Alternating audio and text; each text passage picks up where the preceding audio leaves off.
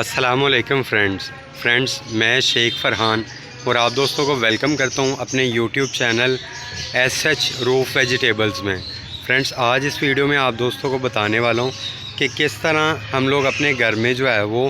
آرگینیکلی کھاد بنا سکتے ہیں اور اس کھاد کے کیا کیا فائدے ہیں، اس کا بینیفٹ ہمیں کس طرح جو ہے وہ حاصل کرنا چاہیے اور کتنے وقت میں یہ کھاد ہمارے پاس تیار ہوگی۔ تو فرینڈ اسی ٹاپک کے متعلق اس ایک چھوٹی سی ویڈیو میں آپ لوگوں کو جو ہے وہ کافی انفارمیٹیو قسم کا جو ہے نالج دینے والا ہوں۔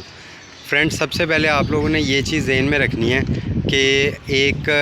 ڈرم جو ہے، ڈرم ہو جائے کوئی بڑا ایسا کوئی برتن، کوئی ایسی چیز، کوئی ٹپ وغیرہ، وہ آپ نے لے لینا ہے جیسا کہ یہ میں آپ کو ویڈیو میں دکھا رہا ہوں۔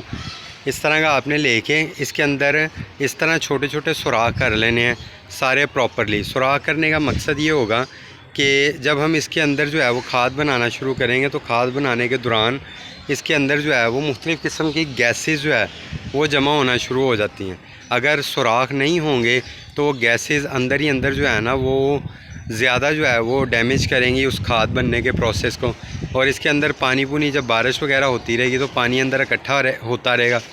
اور نتیجے کے طور پہ آپ کھاد بنانے کے پروسیس کو جو ہے نا وہ تیز نہیں کر پائیں گے۔ تو سوراخ بنانے کا مقصد یہ ہے کہ آپ جو بھی اس کے اندر کھاد بنانا چاہیں تو اس کے اندر اگر ایکسٹرا پانی کو بارش وغیرہ سے جو ہے پڑ جاتا ہے تو وہ فوری طور پہ ڈرین ہو کے وہ باہر نکل جائیں اور آپ کی جو ہے وہ کھاد بنانے کے پروسیس کو ڈسٹرب نہ کریں۔ تو خیر فرینڈس، یہ آپ نے اس طرح ڈرم لے لیا۔ اب اس ڈرم کے اندر آپ نے جو ہے وہ جتنی بھی آپ کے جو ہے وہ گارڈن کی ویسٹ ہے، جیسے کہ سوکھی پتیاں وغیرہ ہیں، جیسے یہ پتیاں، یہ آپ نے اس طرح کی پتیاں لے کے نا ان کو اس طرح کرش کر کے آپ نے اس کے اندر پھینکتے جانا ہے اس ڈرم۔ یہ دیکھیں، یہ آپ نے ساری کی ساری جتنی بھی پتیاں، گھاس وغیرہ ہو، یہ آپ نے اس کے اندر ڈالتے جانا ہے۔ یا اس ٹاپ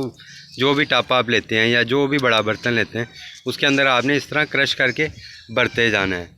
بھرنے کے دوران آپ نے جو ہے وہ اس کے اندر جتنا بھی آپ کی کچن کا ویسٹ ہے وہ بھی ویسٹ نہیں کرنا، وہ بھی لا کے اس کے اندر ہی پھینکتے جانا ہے۔ اور جب آپ اس کے اندر پھینکیں تو اس کے اندر ڈالنے کے بعد آپ نے جو ہے اس ڈرم کے منہ کے اوپر کوئی ململ کا، کوئی کاٹن کا یا کوئی لون وغیرہ کا کپڑا، ایسا کپڑا خاص طور پہ ذہن میں رکھنا ہے جس میں سے جو ہے وہ ہوا وغیرہ کراس ہو سکتی ہو۔ آپ نے وہ کپڑا اس کے اوپر باندھ لینا ہے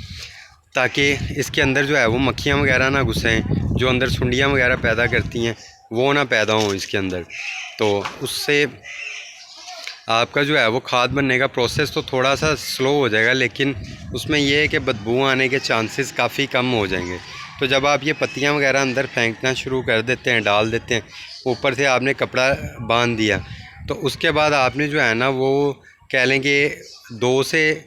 2.5 مہینے جو ہے نا وہ ویٹ کرنا ہے۔ 2 سے 2.5 مہینے کے اندر یہ آپ کا جو کچن ویسٹ ہے یہ بالکل آپ کا ریڈی ہو جائے گا۔ اس کا فائدہ آپ کو یہ ہوگا، یہی کچن ویسٹ یا یہ جو پتیاں وغیرہ آپ کی ویسٹیج نکلتی ہیں آپ کے گارڈن میں سے، یہ پتیاں وغیرہ جب آپ دوبارہ اس کی کھاد کو اپنے مٹی وغیرہ میں یوز کرتے ہیں تو یہ مٹی اتنی بہترین نرم ہو جائے گی کہ اس کے اندر آپ جو بھی گارڈننگ کرو گے نا تو اس کا آپ کو بڑا زبردست فائدہ ہوگا۔ یہ دیکھیں یہ مٹی کتنی سخت ہے، یہ جو مٹی کی سختی ہے نا یہ پودے کی جڑوں کو جو ہے نا وہ آگے نہیں چلنے دیتی، اور نتیجے کے طور پہ آپ کے پاس اچھا جو ہے نا وہ نہیں آتا رزلٹ۔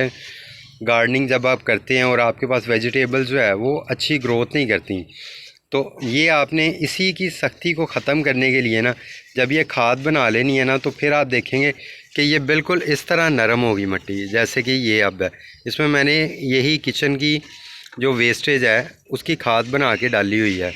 تو نتیجے کے طور پہ آپ دیکھیں گے کہ یہ اتنی نرم مٹی ہو جائے گی، اور یہ نرم مٹی جو ہے وہ پودے کی جڑوں کو جو ہے وہ پھیلنے کے لیے بہت زبردست جو ہے وہ دیتی ہے، فائدہ دیتی ہے۔ اور جب پودے کی جڑیں اچھی طرح پھیلیں گی، وہ پوری مٹی میں سے اپنی ضرورت کی تمام چیزیں جو ہے وہ ایبزارب کرنا شروع کریں گی، تو نتیجے کے طور پہ آٹومیٹکلی جو ہے وہ آپ کے پاس گروتھ بہت اچھی ہوگی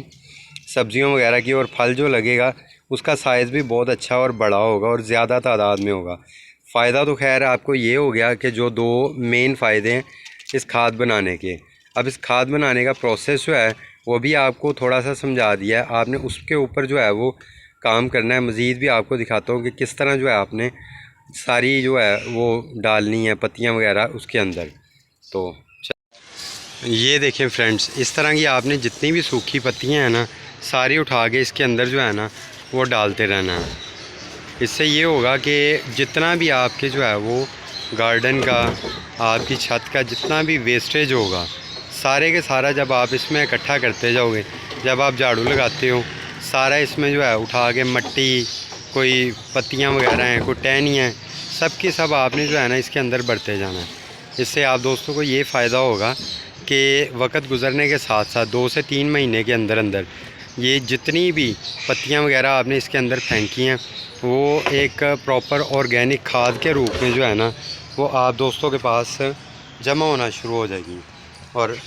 نتیجے کے طور پہ وہی کھاد آپ کو دوبارہ جو ہے وہ اچھی سبزیاں دینے کے لیے اور اچھی جو ہے وہ گروتھ دینے کے لیے پودوں کو وہ استعمال ہوگی، اور مٹی کو نرم کرنے کے لیے بھی وہ استعمال کر سکیں گے آپ لوگ۔ تو